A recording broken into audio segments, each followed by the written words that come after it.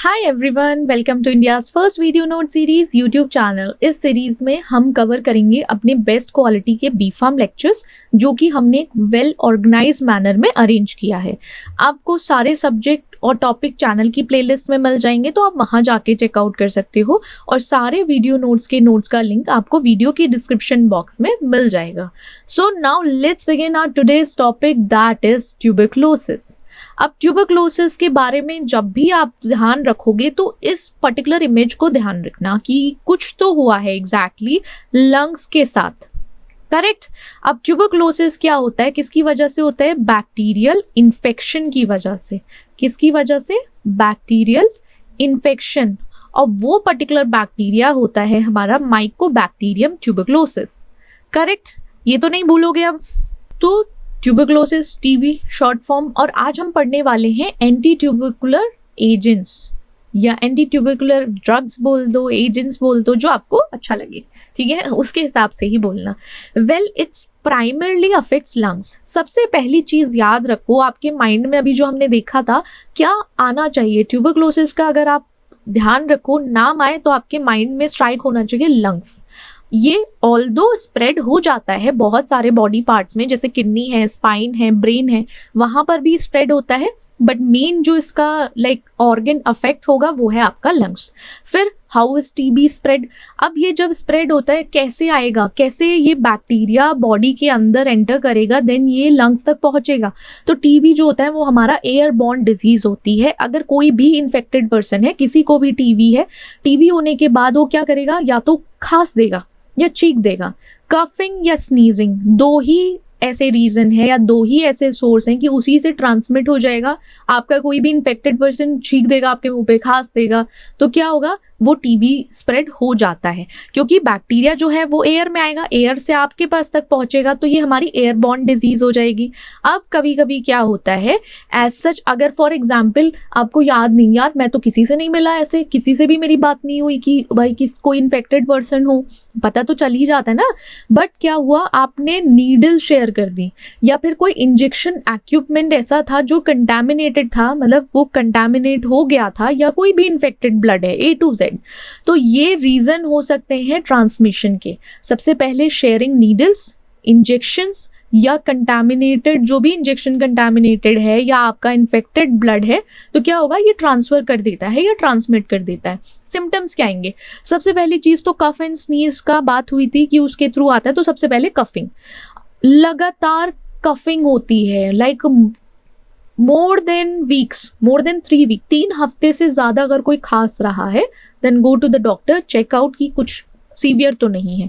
फिर chest pain, साथ में ये देखना ये सिम्टम्स और हैं या नहीं, बस पता चला कफिंग के चक्कर में तुम अपने टेस्ट करा दो, नहीं, चेस्ट पेन चल रहा है, आपके दर्द हो रहा है, चेस्ट पेन, ब्लड, खांसते टाइम जब कफिंग कर रहे हो तो क्या आ रहा है, ब्लड आने लगा या फटीग फील होने लगा। देखो कभी भी कोई डिजीज हो, फटीग, वीकनेस तो रहेगी, ठीक है। अब यहाँ बैक्टीरियल इन्फेक्शन है तो फीवर जरूर आएगा, बॉडी का इम्यून सिस्टम फाइट कर रहा है, नाइट स्वेट, और अनएक्सप्लेन, मतलब आप एक्सप्लेन नहीं कर सकते हो किस वजह से वेट लॉस हो रहा है, वो सारे सिम्टम्स होते हैं ट्यूबरक्लोसिस के। अब ये क्या होता है, कभी कभी ऐसा होता है जो लोग नहीं इन्फेक्ट हैं टीबी से, फिर भी वो सिम्टम्स डेवलप कर लेते हैं टीबी जैसे, तो ये थोड़ा सा ये चीज़ ध्यान रखते हैं। कभी कभी नहीं इन्फेक्टेड होने के बाद ये सिम्टम्स भी डेवलप हो जाते हैं, क्योंकि जो हमारा बैक्टीरिया है बहुत सालों तक डोरमेंट, मतलब इनएक्टिव फॉर्म में रहेगा, और सडनली बहुत सालों बाद वो एक एक्टिव फेज में आएगा, तो क्या होगा, ये सारे सिम्टम्स शो करने लगेंगे। तो इस कंडीशन को कहते हैं, या इस कंडीशन को क्या बोलेंगे, लेटेंट टीबी इन्फेक्शन। क्या बोलेंगे? Latent TB infection. अब टीबी का ट्रीटमेंट कैसे होगा? अब एंटीबायोटिक्स की बात कर रहे हैं, तो ट्यूबरक्लोसिस को हम ट्रीट कर सकते हैं एंटीबायोटिक्स से। बट जो ट्रीटमेंट चलेगा, सबसे पहली चीज़ है कि भाई इतना सीवियर है, अगर ये डिजीज इतनी ही सीवियर है तो इसका ट्रीटमेंट भी लंबा और बहुत ज़्यादा कॉम्प्लेक्स होगा। टिपिकली आप सोच के चलिए 6 से 9 महीने लग जाएंगे, या इससे ज़्यादा भी जा सकते हैं, लॉन्गर, क्योंकि भाई बहुत सीवियर डिजीज़ है। अब इसमें एक कॉम्बिनेशन भी चलता है, ऐसा नहीं है कि सिर्फ एंटीबायोटिक से ही काम हो जाएगा, बहुत सारी मेडिकेशंस का कॉम्बिनेशन करके ही ये किया जाता है। जैसे कि अगर ड्रग रेजिस्टेंट डेवलप कर लेता है किसी भी टीबी स्ट्रेन से, तो वो चीज़ को ना होने देने के लिए हम कंबाइन करते हैं बहुत सारी एंटीबायोटिक्स का।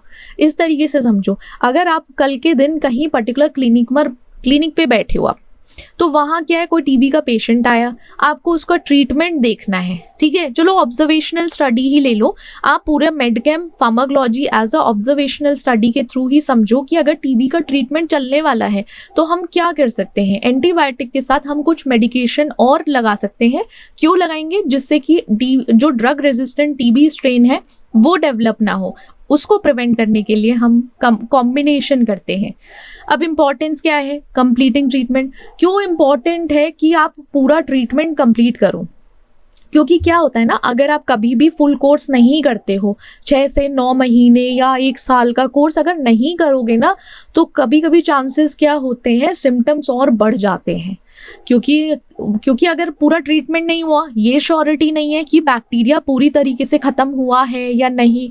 अगर ख़त्म नहीं हुआ है तो वो रीग्रो कर सकते हैं, वापस जिंदा हो सकते हैं। तो इसलिए ये चीज़ ध्यान रखना, हमेशा जो भी ट्रीटमेंट कोर्स है आपका वो कंप्लीट करो, तभी जाके आप बेटर फील करोगे। ऐसा नहीं है पता चला कुछ टाइम के लिए तो आपका जो बैक्टीरिया था वो डोरमेंट में चला गया, देन सडनली उसको कुछ सालों बाद याद आया कि अच्छा यार मैं तो बस सोया था कुछ टाइम के लिए, अब जाग जाता हूँ, अब इनको खाता हूँ, तो वो बेकार है। तो इसलिए पूरा ट्रीटमेंट करो हमेशा। कभी भी antibiotic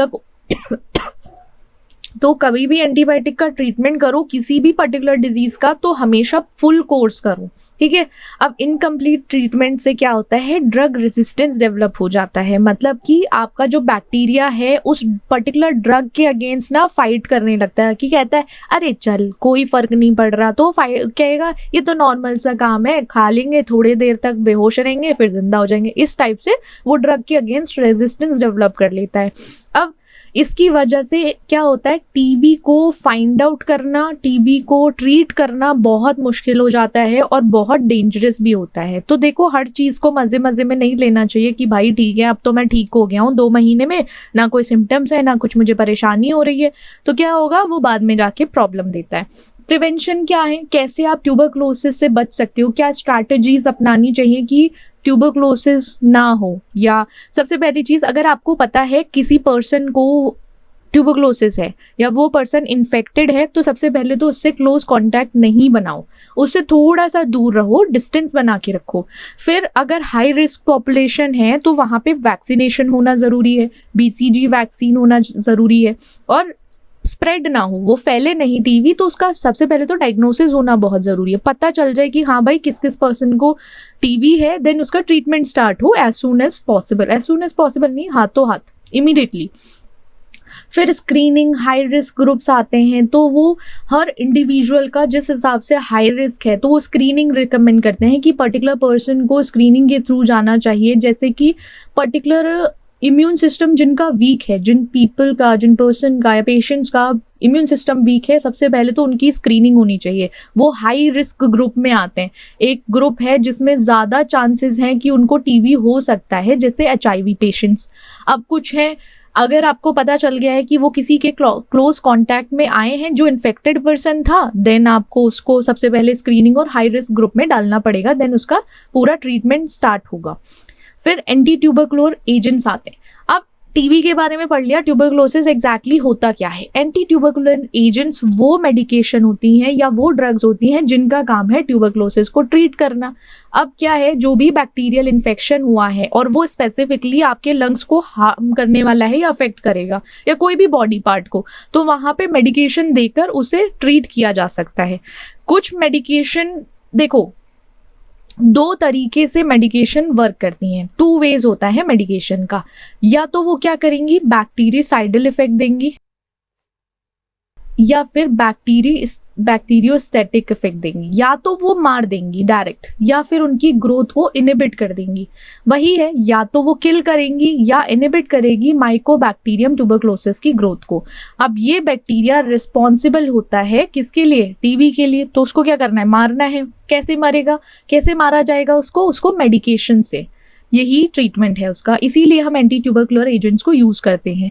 factors influencing treatment selection, क्या क्या ऐसे फैक्टर्स हो सकते हैं जिसकी वजह से ट्रीटमेंट सिलेक्शन में थोड़ा सा परेशानी आती है, थोड़े से अप एंड डाउन आते हैं, या ट्रीटमेंट का टाइम ड्यूरेशन डिसाइड होता है कि इतने लंबे समय तक चलने वाला है, क्योंकि इसके साथ एक थोड़ा सा एज है, एज फैक्टर लग जाता है पेशेंट का कि बहुत ओल्ड एज है तो रिकवरी में टाइम लगेगा, हेल्थ अच्छी नहीं रहती तो उसमें टाइम लगेगा, ड्रग ससेप्टेबिलिटी कैसी है, या सीवियरिटी क्या है डिजीज़ की। मतलब अगर वो होता है ना स्टेजेस के बेसिस पर, अगर आप इसको लाइक क्लासीफाई करो, माइल्ड है, मॉडरेट है, सीवियर है, उस हिसाब से देखा जाएगा, तभी उसका ट्रीटमेंट सिलेक्शन या ट्रीटमेंट प्लान डिज़ाइन किया जाता है। अब ट्रीटमेंट ड्यूरेशन और इम्पोर्टेंस क्या है। अब जो ट्यूबरक्लोसिस है उसके ट्रीटमेंट में कॉम्बिनेशन ऑफ मल्टीपल ड्रग्स इसलिए लगती हैं क्योंकि साथ ही साथ ड्रग रेजिस्टेंस होने के चांसेस होते हैं। ये नहीं कि बैक्टीरिया जान पहचान कर ले ड्रग के साथ और दोस्त बना घूमे, तो वो तो हमें कराना नहीं है। दूसरी चीज़ हम क्या करेंगे, उसे उसके साथ एक मित्र के साथ भेजेंगे, उसका एक दोस्त पहले से ही चड्डी बड्डी यार बना के भेजेंगे। ठीक है, क्यों भेजेंगे? क्योंकि वो उसको संभाल के रखेगा ना दोनों की, कि भाई तू बैक्टीरिया के साथ कल के दिन जाकर मिल गया तो क्या होगा, वहाँ ड्रग रेजिस्टेंस हो जाएगी। तो इसलिए वहाँ पे कॉम्बिनेशन होता है मल्टीपल ड्रग्स का। ठीक है, बेसिकली अदर सिम्टम्स भी होते हैं उनके साथ भी, लाइक अगर जैसे कफ है उसके लिए भी लगाई जाएगी एक मेडिकेशन, चेस्ट पेन है या कोई अदर पेन है उसके अकॉर्डिंग ही ट्यूबरकुलर एजेंट के साथ एक मेडिसिन अटैच कर दी जाती है जिससे कि वो पर्टिकुलर बैक्टीरिया को ट्रीट कर सके। ठीक है, और साथ ही साथ ड्रग रेजिस्टेंस भी ना हो डेवलप।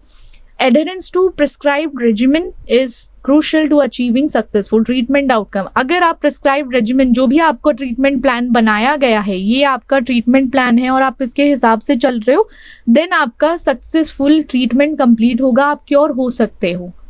ठीक है, इस हिसाब से चलोगे तो सब ठीक होगा। अब क्लासिफिकेशन है बहुत सारी, देखो सिंथेटिक एंटी ट्यूबरकुलर एजेंट्स भी आते हैं और एक नॉर्मल भी आते हैं या सेमी सिंथेटिक बोल सकते हो। अब हमें ट्रीट करना है, इस बैक्टीरिया को भगाना है, इन्फेक्शन को, तो हमें क्या करना है, एक तो मैकेनिज्म ऑफ एक्शन के बेसिस पर हम उसकी क्लासिफिकेशन करते हैं, दूसरा उसके केमिकल स्ट्रक्चर के बेसिस पर। फिर क्या होता है, कुछ ड्रग्स आपकी कैसे कैटेगराइज होंगी, कुछ तो होंगी फर्स्ट लाइन मेडिकेशन में या फर्स्ट लाइन ड्रग कहलाएंगी, कुछ होंगी आपकी second line drugs. Always remember, ये कुछ कुछ कैटेगरीज में आता है, हर जगह नहीं आता। अब सिंथेटिक हैं तो उनका क्या होता है, एक बायोकेमिकल पाथवे रहेगा माइकोबैक्टीरियम ट्यूबरकुलोसिस में, उस हिसाब से ये बनाई गई है या इनको सिंथेसाइज किया गया है ड्रग्स को। फॉर एग्जाम्पल आपका आइसोनियाजिड है, इथ्योनामाइड है, इथेम्ब्यूटोल है, पायराजिनामाइड, पैरामाइनोसैलिसिलिक एसिड। अब इसमें भी हमें सार और केमिकल सिंथेसिस पढ़ना है। केमिकल सिंथेसिस हमें किस किस का पढ़ना है, एक तो आइसोनियाजाइड का पढ़ना है और एक पैरामाइनोसैलिसाइक्लिक एसिड का पढ़ना है। ठीक है, ये चीज़ पढ़ेंगे सिंथेटिक में। देन एंटी ट्यूबरकुलर एंटीबायोटिक्स जो होते हैं, या तो वो नेचुरली आए हैं, कहाँ से मिले हैं आपको ये ड्रग्स, ये नेचुरली भी मिल सकते हैं या इनका सेमी सिंथेटिक प्रिपरेशन किया गया है लैब में, ऐसा समझो। काम वही करेगा, इसका काम है माइकोबैक्टीरियल ग्रोथ को कम करना। कैसे? वो क्या करेगा, उस पर्टिकुलर बैक्टीरिया के आरएनए सिंथेसिस में छेड़छाड़ करेगा, मतलब इंटरफेयर करेगा। ये जो ड्रग है हमारी एंटी ट्यूबरकुलर एंटीबायोटिक्स, ये इंटरफेयर करते हैं आरएनए सिंथेसिस के टाइम पे, साथ ही साथ प्रोटीन सिंथेसिस के, या सेल वॉल का फॉर्मेशन हो तो उसमें भी थोड़ा सा इनकी आदत है पोक करने की, तभी ये उसको बेचारे को ख़त्म करेंगे। बेचारा नहीं है वैसे, परेशान तो बहुत करता है ये लोगों को, बट स्टिल ऐसे एक वर्क करता है। देन एंटी ट्यूबरकुलर एंटीबायोटिक्स जो हमारी नेचुरल और सेमी सिंथेटिक में आती हैं, जैसे आपके रिफेम्पिसिन, रिफाब्यूटिन, साइक्लोसिरिन, स्ट्रेप्टोमाइसिन, कैप्रियोमाइसिन सल्फेट, तो इसको हम पर्टिकुलर एंटी ट्यूबरकुलर एंटीबायोटिक्स के लिए भी यूज़ कर सकते हैं।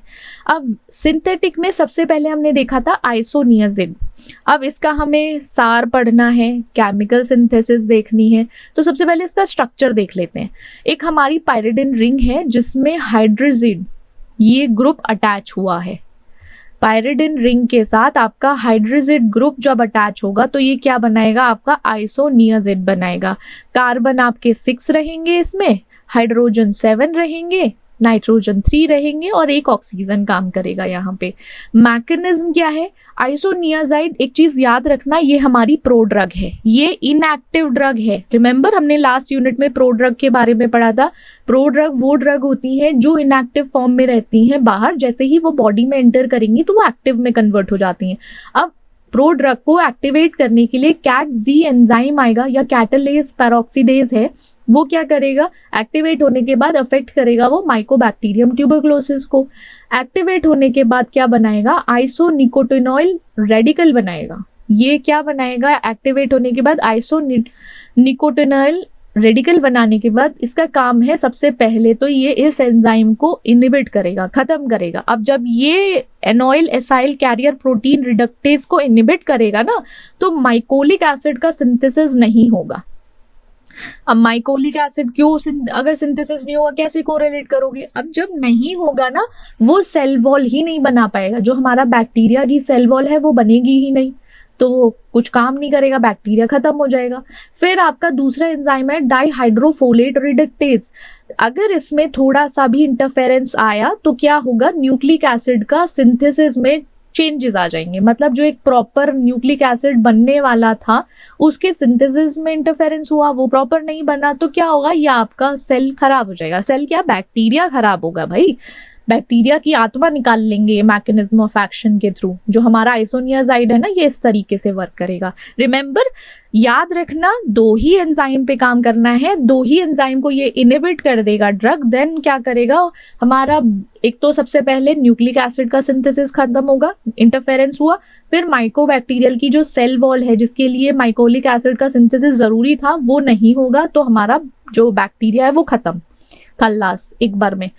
अब यूजेस क्या है, आइसोनियाजिड ना फर्स्ट लाइन ट्रीटमेंट में यूज होता है। अगर कल के दिन आपको पता चले, कोई पूछे कि फर्स्ट लाइन ऑफ ट्रीटमेंट क्या है ट्यूबरक्लोसिस का, क्या बोलोगे, रिफेम्पिसिन बोलोगे? नहीं, सबसे पहले बोलोगे first line of treatment tuberculosis का है हमारा आइसोनियाजिड। सबसे पहले आंख बंद करके लिख के आना। इसको आप अकेले भी दे सकते हो, लेटेंट ट्यूबरक्लोसिस इन्फेक्शन है ना, LTBI में भी यूज कर सकते हो, बट क्या कर सकते हो, एज अ यूज इसको आप कंबाइन कर सकते हो। आपकी जितनी भी एक्टिव टीवी है उसके साथ क्या करोगे, आइसोनियाजिड को सेमी सिंथेटिक या नेचुरल के साथ आप कंबाइन करके दे सकते हो, या पर्टिकुलर अदर ड्रग के साथ भी दे सकते हो। साइड इफेक्ट्स क्या आएंगे, साइड इफेक्ट्स ज्यादा से ज्यादा क्या होगा, लिवर एंजाइम बढ़ जाएगा, इन्फ्लेमेशन हो जाएगी लिवर में, मतलब ज्यादा से ज्यादा नहीं, बहुत। हिपैटोटॉक्सिसिटी करेगा, पेरिफेरल न्यूरोपैथी हो जाएगी, न्यूरोटॉक्सिसिटी की वजह से सीजर्स, एडेक्शिया और साथ ही साथ डिजीनेस जैसा हो सकता है। फिर जो पेशेंट डेफिशिएंट हैं G6PD के, तो वहां पे क्या होगा, हीमोलाइसिस हो जाएगा। अब बहुत रेयर केसेस में क्या होता है, आइसोनियाजिड की वजह से भी ना लूपिस हो जाता है, बहुत रेयर केस है, ऐसा नहीं है कि हर जगह होगा, बट हो जाता है। अब सार की बात करते हैं, structure activity relationship of isoniazid. अब सबसे पहले हमने देखा था आइसोनिकोटिनिक एसिड हाइड्राजिड कोर, जो बहुत जरूरी है सबसे पहले तो एक्टिविटी के लिए। अगर आपने यहाँ पर्टिकुलर इस साइट पर छेड़छाड़ की या आपने इस पे मॉडिफिकेशन किया कि भाई चलो इसे थोड़ा सा और मॉडिफाई करके देखते हैं, शायद अच्छा रिजल्ट आ जाए, रिजल्ट तो खाक देगा, ये एक्टिविटी ही खत्म कर देगा, एक्टिविटी को कम कर देगा। तो आइसोनिकोटिनिक एसिड हाइड्राजाइड जो कोर है ये बहुत ज़रूरी है, आप इसके अकॉर्डिंग ही पढ़ना, पूरा स्ट्रक्चर रख। सबसे पहले चीज़ ना, जब नोट्स लोगे, देखो नोट्स आपको कहाँ मिल जाएंगे, ऐप पर मिल जाएंगे। फर्स्ट होप ऐप है, गूगल प्ले स्टोर ऐप से डाउनलोड करो उसे, वहाँ से आपको मिल जाएगा, वहाँ से नोट्स ले लो। यूट्यूब की एक्सप्लेनेशन आपको अवेलेबल है, वेबसाइट पे जाकर पढ़ लो, नोट्स मिल रहे हैं आपको। यूट्यूब पे ब्रीफ एक्सप्लेनेशन है, वहाँ से पढ़ लो।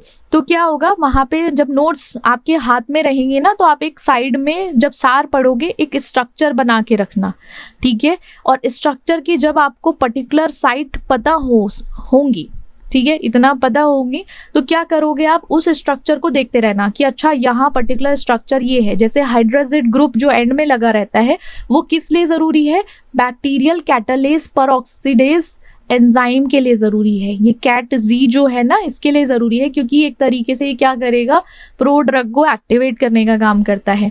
अब यहाँ पे ये ज़रूरी है, एक्टिवेशन होगा तो आपका जो स्ट्रक्चर है वो एक्टिविटी देगा। तो आपको पता चल गया इस पर्टिकुलर साइट पे, मतलब हमारा जो स्ट्रक्चर है उसकी साइट पे अगर ये ग्रुप प्रेजेंट है CONH2, अगर ये प्रेजेंट है तो मतलब क्या होगा, ये एक्टिविटी देगा, हमारी प्रो ड्रग को एक्टिव कराएगा, एक्टिवेशन में हेल्प करेगा। ठीक है, क्योंकि ऑक्सीडेशन ज़रूरी है। फिर आपका NH2 ग्रुप फ्री है, वो इसलिए ज़रूरी है क्योंकि आपका जो ये रेडिकल है वो उसका काम है पर्टिकुलर आपका माइकोलिक एसिड के सिंथेसिस को, जो एंजाइम है उसको इनहिबिट करना, वो इनहिबिट करेगा। तो ये चीज़ देखना कि ये पर्टिकुलर ग्रुप का काम है इसको इनहिबिट करना, जिससे सेल वॉल सिंथेसिस ना हो पाए। अब सब्स्टिट्यूशन ऑन पायरिडिन रिंग, अगर पायरिडिन रिंग पर सब्स्टिट्यूशन हुआ तो क्या होगा, ज़्यादा से ज़्यादा क्या होगा, एंटी ट्यूबरकुलर एक्टिविटी कम हो जाएगी। जनरली यही होता है। तो इसी से डिज़ाइन होता है कि आपका जो ये ग्रुप है, पायरिडिन ग्रुप है, ठीक है, पायरिडिन ग्रुप जो है आपका लगा हुआ, अगर इस पे कुछ भी आपने अपनी होशियारी से अटैच करने की कोशिश की कि भाई चलो मिथाइल ग्रुप लगा के देखते हैं, चलो इसमें अमाइन ग्रुप लगा के देखते हैं, तो क्या होगा, एंटी ट्यूबरकुलर एक्टिविटी खत्म हो जाएगी, थोड़ा कम हो जाएगी एक तरीके से। अगर तुम्हें क्यों छेड़छाड़ करनी है, जो बता रहे हैं वही करो।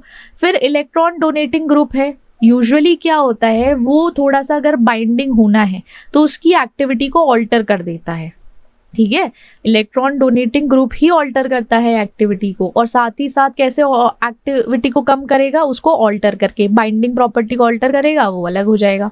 सिंथेसिस कैसे होगा, बहुत ईजी है इसका सिंथेसिस। यहाँ पर जो ये हमारा फर्स्ट स्टेप है ना, तो ये आप क्या है, ये हाइड्रोलिसिस हुआ है।